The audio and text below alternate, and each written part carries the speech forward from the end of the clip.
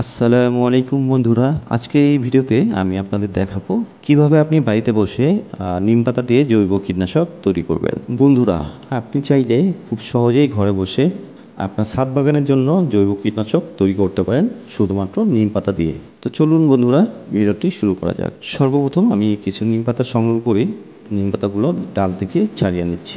আপনারা চাইলে ডাঁটাগুলো সহ সিদ্ধ করতে পারেন, কিন্তু সেই ক্ষেত্রে ডাঁটাগুলো সিদ্ধ হতে বেশ সময় লাগে।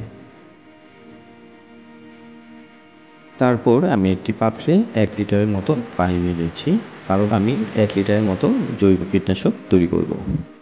এবার আমি একটি হাঁড়িতে পানি নিয়ে গরম করতে দেব এবং নিমপাতাগুলো সিদ্ধ করার জন্য পানিতে ছেড়ে দেব। এবার নিমপাতা সমেত পানিগুলো ফুটিয়ে নিতে হবে। খেয়াল রাখতে হবে পানিগুলো কিছুটা ফুটে আসলেই ঘন ঘন নাড়তে হবে। নিম পাতাগুলো কিছুক্ষণ সিদ্ধ হওয়ার পর সুন্দর একটি স্মেল বের হবে এবং সুন্দর একটি কালার বের হবে নিম পাতার রসের।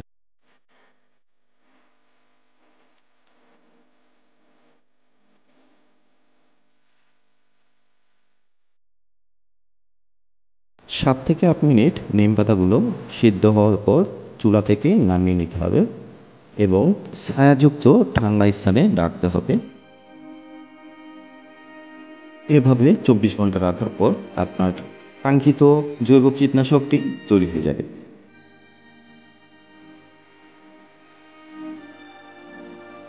এবার আমি 200 থেকে 300 ml জৈব কীটনাশক একটি বোতলে ঢেলে নিলাম।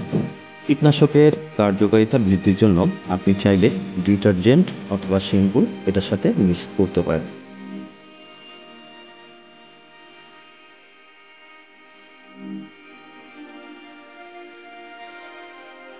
এবার আপনি কীটনাশক ও ডিটারজেন্টের মিশ্রণটি ভালোভাবে ঝাঁকিয়ে নিন কার্যকারিতা বৃদ্ধির জন্য।